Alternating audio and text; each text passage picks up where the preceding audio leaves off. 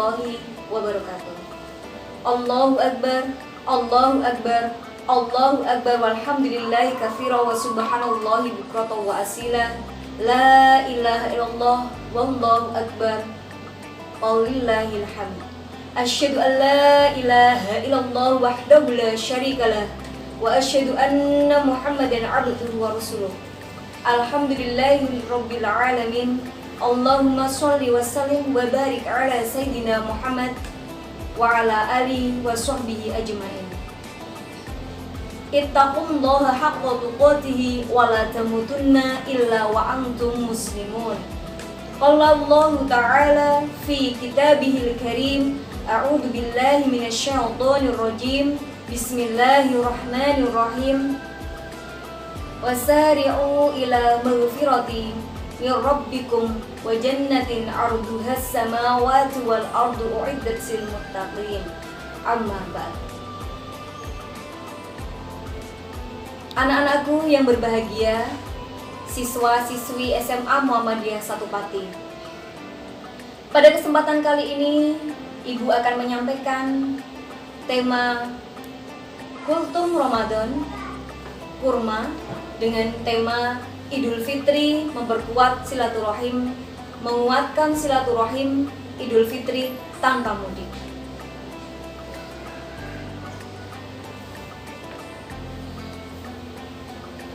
Setelah sebulan kita melaksanakan ibadah Ramadan dan setelah melaksanakan takbir sebagai pengagungan asma Allah Subhanahu wa Ta'ala serta ibadah zakat fitri, maka kita semua berharap dapat menyempurnakan ibadah dengan berhari raya Idul Fitri. Esensi dari Idul Fitri di bulan Syawal adalah semangat saling memaafkan, kerelaan hati untuk mengakui kesalahan, untuk kemudian membuka diri untuk saling memberi dan menerima. Saling memaafkan mempunyai hubungan yang sangat erat dengan ibadah puasa. Ibadah puasa memiliki tujuan penciptaan pribadi yang takwa, sementara sifat pemaaf mendekatkan pada ketakwaan sebagaimana firman-Nya. Dan permaafkan kamu itu lebih dekat pada takwa.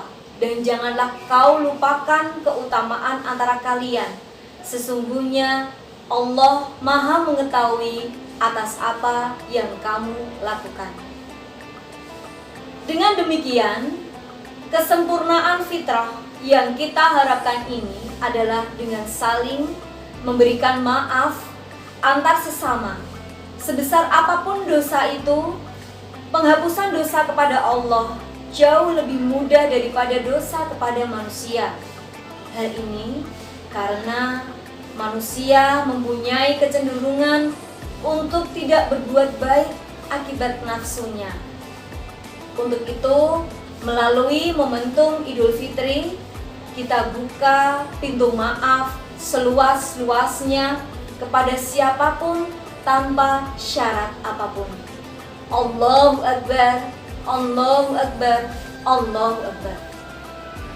Anak-anakku yang berbahagia, dalam kehidupan sehari-hari seringkali pastinya tidak terlaksana selamanya baik-baik saja. Pasti ada dinamika yang terjadi. Misalnya perselisihan antar anak, antar teman, keluarga, ataupun siswa dengan gurunya. Ada anak yang misalnya kurang menghormati orang tua, siswa yang kurang menghormati gurunya. Misalnya juga ada istri yang tidak taat kepada suami, atau suami yang tidak bertanggung jawab kepada istrinya.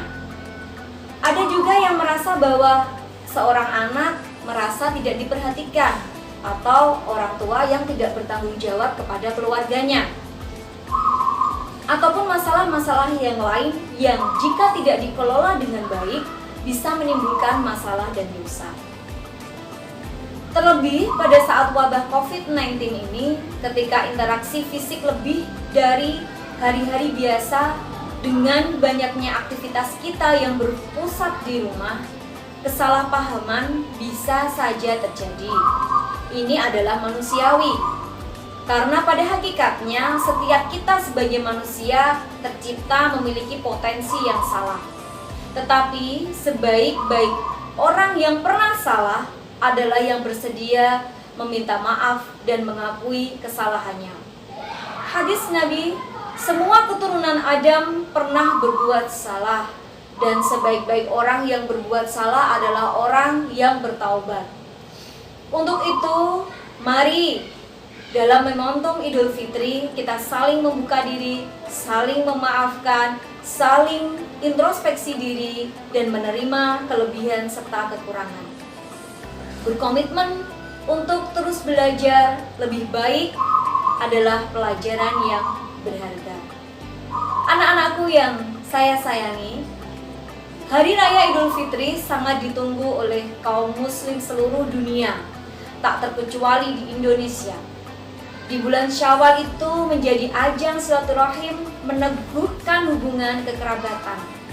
Salah satu instrumen yang sangat penting dalam hubungan antar sesama manusia, yaitu hablum minanas, adalah silaturahim. Dari Anas radhiyallahu anhu, ia berkata, Rasulullah shallallahu alaihi wasallam bersabda, barang siapa yang ingin rizkinya diperluas dan umurnya ditambah, maka hendaklah ia silaturahim, menyambung tali kekerabatan. Silaturahim hakikatnya adalah menyambung tali persaudaraan. Silaturahim tidak mesti atau tidak melulu dengan tatap muka, tetapi bisa dengan menyambungnya dalam media sosial ataupun media digital. Misalnya seperti WhatsApp, Facebook, Instagram, Messenger, Telegram, ataupun yang lain sebagainya.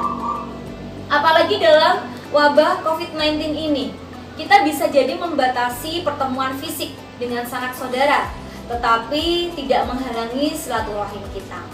Kita bertemu karena Allah dan berpisah pun karena Allah. Tidak bertemunya secara fisik dengan orang tua kita atau orang-orang yang kita hormati ataupun orang-orang yang kita sayangi, itu pun dicatat sebagai ibadah. Jika niat kita karena Allah untuk menjaga kesehatan dan keselamatan, salah satu di antara 8 golongan yang diberi naungan Allah Subhanahu wa taala adalah 2 orang yang saling mengasihi karena Allah, bertemu karena Allah, dan berpisah pun karena Allah. Allahu Akbar, Allahu Akbar, Allahu Akbar. Anak-anakku yang saya cintai dan yang saya banggakan, wabah COVID-19 yang kita alami hari ini merupakan ujian dari Allah Subhanahu wa taala. Ujian kesabaran dan juga komitmen ketakwaan kepada Allah.